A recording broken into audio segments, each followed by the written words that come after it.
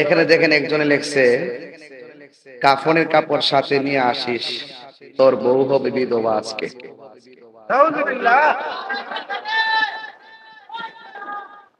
আরেকজনে লেখছে,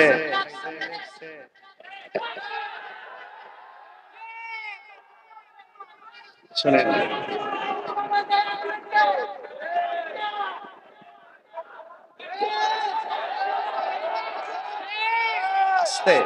আমি শেষ, বসুন আপনি, বসুন বসুন বসুন, একটু বসুন। তখন আচ্ছা, একটু বসেন। আপনারা যেভাবে মানে প্রতিবাদ করছেন, এটা প্রতিবাদ করা দরকার।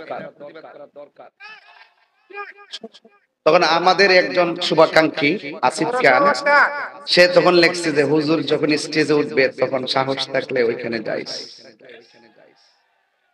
তাহলে ফেসবুকের অ্যাকশন ফেসবুকে চলতেছিল।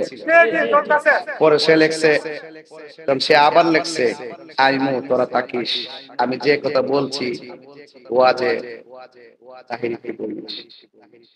তো আমি তো ফেসবুকে দেখছি।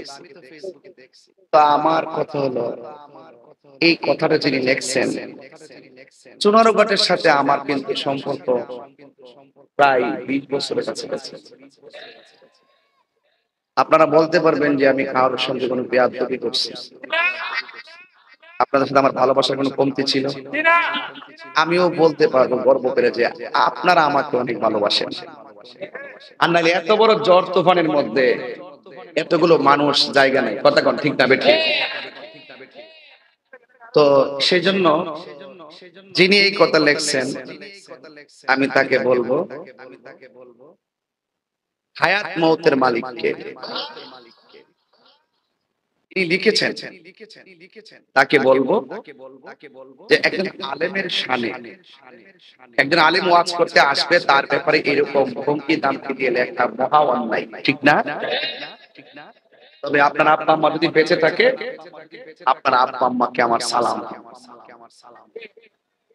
এবং মার পায়ে ধরে সবসময় দোয়া নিবেন। যদি আপনি মার দোয়া নিতে পারেন, জীবনে কোনোদিন কোনো মানুষের বিপরীতে এইরকম হুমকি দামকির কথা আপনি লিখবেন। আমার মনে হয় আপনার জীবনে মায়ের দোয়ার কিছুটা অভাব আছে, এই অভাবটা পূরণ করে নেবেন, কথা বলেন ঠিক কিনা? আল্লাহ পাক যেন তাকে হেদায়েত নসিব করে, আমিন পড়েন। এই স্ট্যাটাস দেখার পর তো আমি মঞ্চে একবার এই সমস্ত বিষয়াদিগুলো আমার জীবনটাই অনেক বাধা বিপত্তিতে চলতেছে। কিন্তু আমি বাসা থেকে বের হওয়ার পর এটা দেখছি, আমি তাহির হুজুর মাথায় একটা পাগড়ি সবসময় রাখি। নতুন করে আমাকে কাফন আনার কথা বলার কোনো প্রয়োজন নেই। যদি আমি শহীদ হয়ে যাই, আমার এই জামা দিয়ে আমার, কথা বলেন ঠিক কিনা বলেন? আল্লাহ পাক সকলকে বুঝার তৌফিক দান করুন। আমরা কি জুয়েল, খুব কষ্ট করছেন তারা। আমি ধন্যবাদ না জানায় পারবো না, কারণ জলিলপুরের মানুষে, কারণ এত বড় তুফানের মধ্যে ওরা দেখেন চেয়ার নিয়ে আসছে। এক পাশে চেয়ার দিচ্ছে, চেয়ারে কত দিব, হাজার হাজার লোক দোকানে থাকতো, 10টা চেয়ার, মানুষ কি কম? হাজার হাজার লোক, মাঠ অনেক বড়।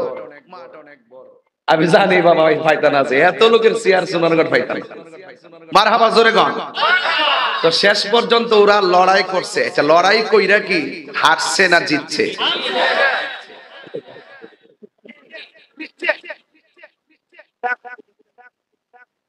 এই বৃষ্টির মধ্যে মাহফিলটা যে খাড়া রাখছে, এটা কি জিতলো না হারলো? আল্লাহ পাক যেন এই কমিটিদের পরিশ্রমকে কবুল করে, আমিন কোন। আরো বড় করে কোন আমিন। বাইরে ঠেলাঠেলি করিস না, আমার ভাল লাগে বাবা, হুমকি দিস না। যদি ফারস হিম্মত থাকে তাড়াতাড়ি ল, তোরা আমরা মিল্লা যায়া ইসরায়েলকে সাইজ করি। এই গুতাগুতি করস দি কই? আজকে ইসরায়েল ফিলিস্তিনে দুইটা ঘরে ফালায়া লোক মারতেছে,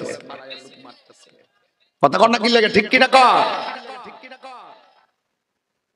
এই দুইটা রক কিন্তু অনেক গরম। ঠান্ডা রাখি। এখন পরিষ্কার কথা, আমরা মুসলমান ঐক্যবদ্ধ হতে চাই কি চাই না? আরো বড় করে চাই কি চাই না? আল্লাহ যেন আজকের মাহফিলটার উসিলায় কবরস্থানের কবরে আযাব মাফ করে। আরো বড় করে কেন আমিন আমিন। ভাইরা আমার, বৃষ্টি দিচ্ছেন রব, আমরা পড়বো আলহামদুলিল্লাহ। বৃষ্টি বন্ধ রাখছেন, আমরা পড়বো। বৃষ্টি আবারও আসতে পারে, আমরা পড়বো আলহামদুলিল্লাহি আলা কুল্লি হাল। সর্ব অবস্থায় প্রশংসা একজনের, জবান খুলে বলুন তিনি কে?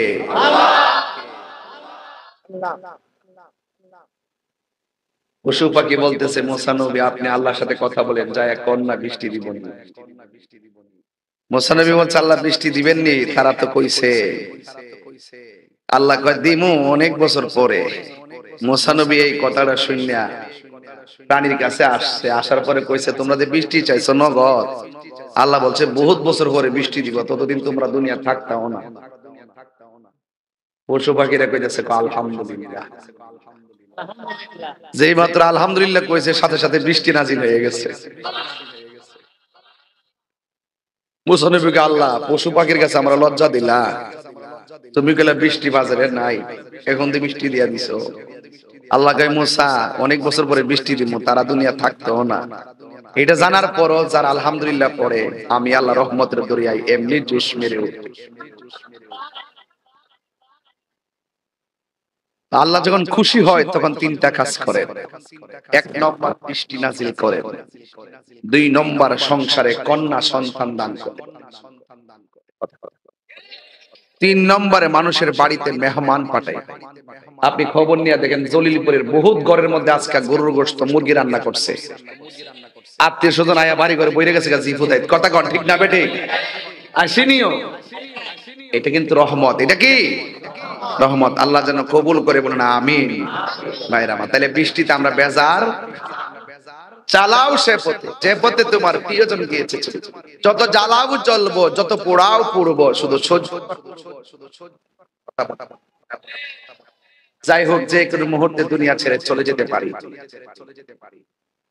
আল্লাহ পাক যেন আমাদের সকলকে রাসূলুল্লাহর কদমে কবুল করে বলেন আমিন। আর কিছু চাওয়ার আছে? আর কিছু চাওয়ার আছে? আমার বাবারা, আমি একটু ডাইরেক্ট স্টেজ উঠছি একমাত্র সময় পাই উপর দিকে বিকেলে। এই জন্য আমি বেশি লম্বা চূড়া করব না, যতটুকু কথা বলবো হৃদয়ের কান দিয়ে শুনবেন।